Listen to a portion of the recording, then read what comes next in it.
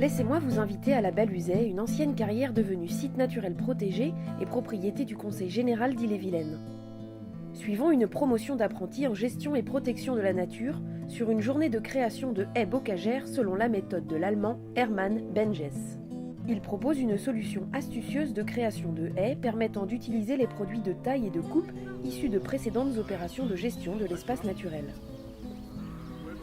Sur le site de la Balluzet, il y a pas mal de branches mortes, donc on appelle des rémanents, qui ont été disposés du coup dans des plans de gestion qui ont été faits par des GMNF. Et il se pose toujours la question sur beaucoup d'espaces naturels, qu'est-ce qu'on fait de ces déchets verts? On nous a parlé de la méthode Benjes. Son truc à lui, c'est d'utiliser du coup ces déchets d'entretien ou de conservation ou de rajeunissement pour en faire des haies, donc les poser en amas. Donc après, il n'y a pas vraiment de règles, hein. C'est le principe de base. Après, on peut un peu développer autour de ça. Donc le poser en amas, et ça va faire en fait un lieu où vont pouvoir être stockées les graines qui vont être disséminées par le vent. Et donc favoriser après une régénération spontanée d'une haie bocagère. Donc il nous a été proposé dans le cadre de nos formations de faire un projet de génie écologique et donc de reconstituer une haie sur le site de la Balluzet. Un site qui appartient au CG et qui est géré par Bretagne Vivante et l'EPL de Saint-Aubin-du-Cormier. Dès qu'on nous a parlé du projet, on est venu directement ici et pour analyser en fait le contexte actuel. Donc voir comment est-ce qu'était fait la haie actuellement, comment est-ce qu'on pouvait la recréer. Les objectifs, c'était vraiment d'organiser le chantier et de prendre donc toute la présentation en compte, mais aussi l'organisation du début jusqu'à la fin. En vous impliquant, donc c'est doublement intéressant d'un point de vue pédagogique, parce que c'est vous qui allez mener les chantiers. Il y a un groupe de carriers qui va venir aujourd'hui à la Balluzet en solidarité donc, pour les espaces naturels et qui va venir donc nous donner un coup de main en fin de compte pour réaliser ce chantier-là. Toutes les questions que vous avez eues un moment sur le fossé, pas le fossé, il faudra les régler demain matin pour que demain après-midi ce soit fluide. Ah mais moi j'ai juste une question, qu'on a de la longue principalement et du chêne. On veut bien mélanger, pas mélanger, est-ce que c'est nous qui choisissons J'ai vu des photos d'exemples, c'est qu'ils mettaient les plus gros émanants en dessous et les plus petits émanants au-dessus. Plus ils sont gros, plus ils mettent du temps à se détériorer en fait. Donc peut-être mettre plus de branches de chêne en dessous et des branches de hachement au-dessus. L'intérêt ce sera de faire une évaluation de votre boulot sur la suite. Mais je pense que je prendrai un temps avec vous demain matin pour vous montrer quelques plantes et vous allez pouvoir illustrer, nourrir un peu votre discours. Si on regarde au niveau du tapis herbacé, vous voyez bien que entre le chemin, l'autre haie, la prairie et le vestige là, on a des plantes différentes, notamment le gaillet croisette, la véronique petit chêne, un ou deux pieds de jacinthe. On peut trouver des jacinthes dans des haies, et même dans des talus un peu ensoleillés. C'est pas une sciaphile stricte. Et là, par contre, on devrait avoir des agrostis là, agrostis féministes, tout ça. Voilà. Donc j'ai dit quoi? J'ai dit jacinthe. Je mets un petit plus, ça veut dire un seul individu. J'ai dit... Déjà 16 là, on a fait à peine 10 mètres carrés. Oui là, vous avez vraiment un joli ourlet. Hein. Moi je trouve que ça illustre très bien l'intérêt du chantier, quoi. C'est un gros chantier, du coup on a 300 piquets en tout pour faire notre linéaire de haies bocagères. Donc un linéaire qui doit faire environ 350 mètres. Et du coup on a vraiment beaucoup de rémanents. Là on peut en voir une partie, mais là il y a à peu près un tiers de ce qu'on a en tout.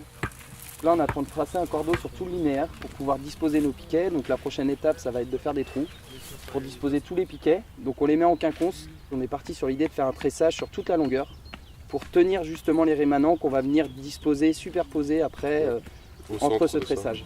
À la base il y avait une haie qui était existante et on peut le constater par rapport aux espèces qui sont présentes. Et de là, nous, on s'est dit, on va reconstruire une haie, on veut réintégrer la diversité qu'il y avait auparavant. C'est celui-là qui... Ouais, ça avance, hein. Vous avez un roule déjà. Tu n'es pas avec Alexis? Non. Je cherche. Oui, c'est fini? Le dernier arrive. Après, ça remonter la remarque.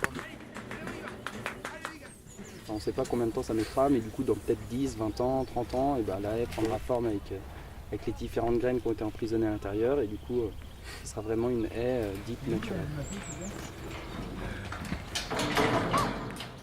Là on en est qu'au début, on espère que ça va bien se passer. Ouais, on espère, mais... Mais ouais, il y a du boulot.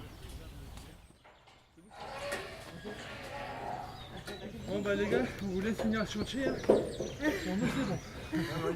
Elle est où la carrière? Pendant que les étudiants en BTS assurent la mise en place du chantier, les carriers bénévoles arrivent sur le site et sont accueillis par l'équipe de l'association Bretagne Vivante.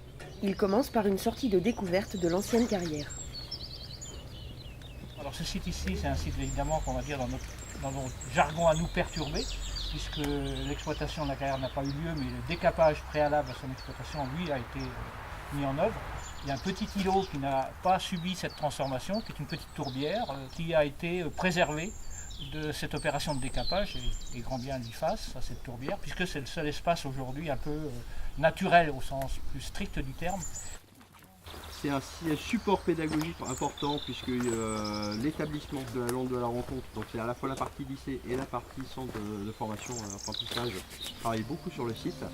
Et donc petit à petit, on crée un support pour une dynamique de territoire. Laissons les carriers faire leur visite et retrouvons nos apprentis sur le chantier. Le linéaire de haies qu'ils ont défini est volontairement situé en parallèle d'une haie déjà existante, créant ainsi le principe d'une haie double, élément de paysage et réservoir de nature devenu rare dans le bocage d'Ille-et-Vilaine. 1m20, c'est centre poteau, centre poteau.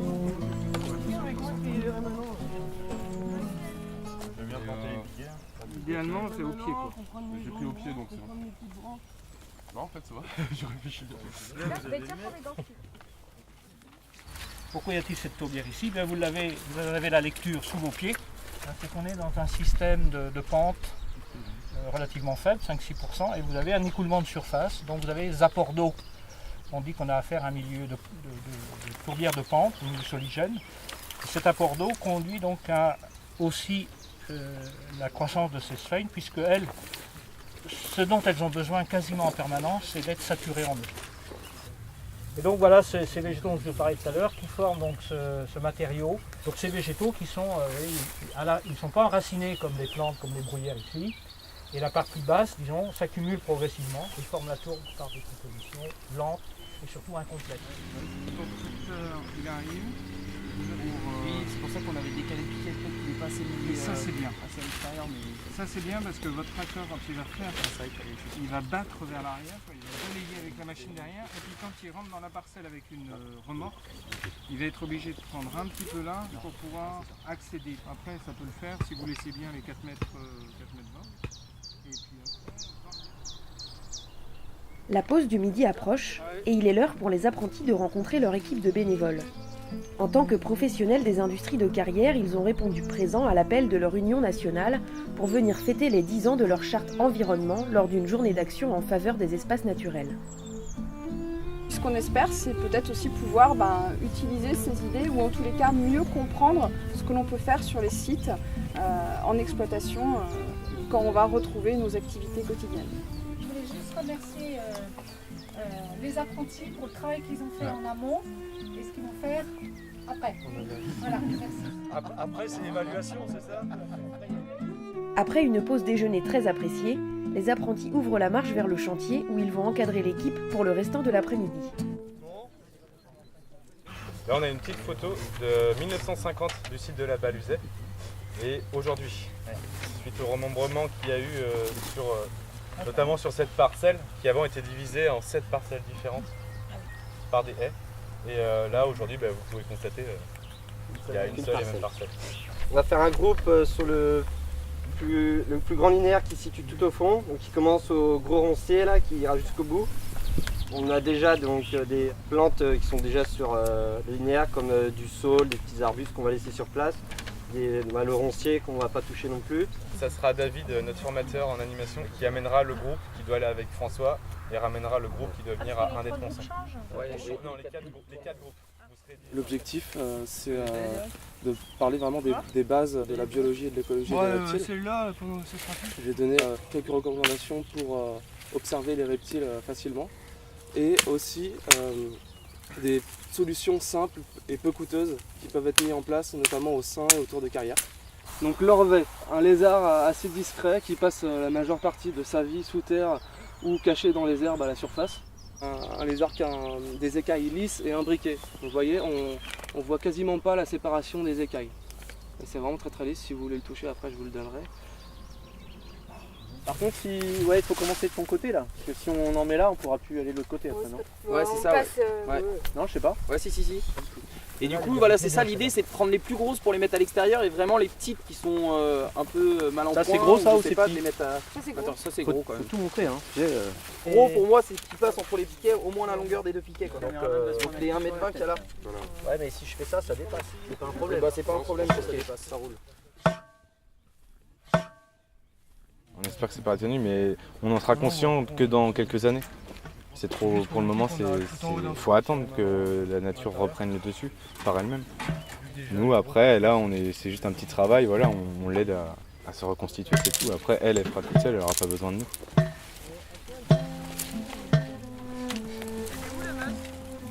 Devant cette journée qui s'achève, les apprentis disposent de peu d'éléments pour évaluer leur dispositif. Pourtant, les observations du jour permettent d'envisager une formation rapide et naturelle de la haie.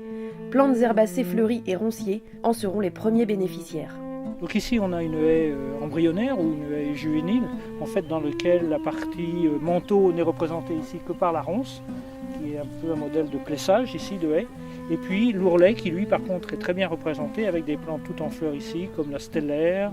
En fait c'est une plante de la famille des œillets. Et puis une autre plante caractéristique de ces ourlets, c'est celle-ci. On voit ici, elle est en fleurs avec ses étamines jaunes, qui est une plante, le gaillet croisette, qui est une plante très mellifère, qui est très utilisée par les abeilles notamment, et son odeur rappelle un peu celle du miel. Le tressage qui a été fait a pour but donc de quelque part amplifier ce qu'on peut observer ici en miniature, je dirais pour l'instant. Petit à petit, ça va reconstituer une haie du point de vue végétal, c'est sûr, avec tout le cortège d'insectes, d'araignées, d'oiseaux, de micro-mammifères. Toute la vie va se reconstituer dans cette haie, exactement comme dans une haie qui existe depuis longtemps. Très vite va se mettre en place un roncier, qui va être un élément comparable à celui qui est là, qui s'est mis en place simplement parce qu'il y avait un fil de fer en fait. Et le fil de fer a empêché la fauche, a empêché la pâture, et donc a permis la mise en place d'une haie juvénile à ronces et la mise en place concomitante de l'ourlet qu'on vient de décrire ici. Il va y avoir un stade à ronces qui va paraître un peu assez figé, assez homogène. En fait, c'est l'apparence. C'est pas figé, mais simplement il donne cette apparence d'éléments figés. On n'est certainement pas les premiers à faire ce genre de choses, mais je ne sais pas si l'impact a été mesuré. Mais justement, ce sera l'occasion de le faire. Puisque ici, c'est tout près du CFA, ce sont quand même les étudiants qui ont fait le gros du travail. Ils auront la partie plus intéressante, disons, qui sera de récolter un peu les fruits de leur travail et de pouvoir analyser les résultats. Ce sera certainement mieux qu'avant, de toute façon. Maintenant, c'est l'avenir qui dira exactement. Mais c'est une expérience qui valait la peine d'être tentée.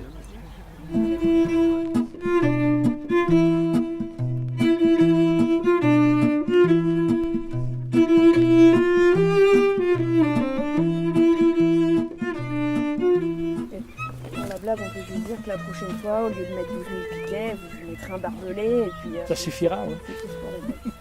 Disons qu'il y avait un autre enjeu, c'est qu'il fallait bien que faire de tous ces rémanents qui étaient produits dans le cadre de la gestion conservatoire. Parce que si on les brûle, c'est pas très écolo, si on les amène dans une déchetterie, c'est pas très écolo non plus.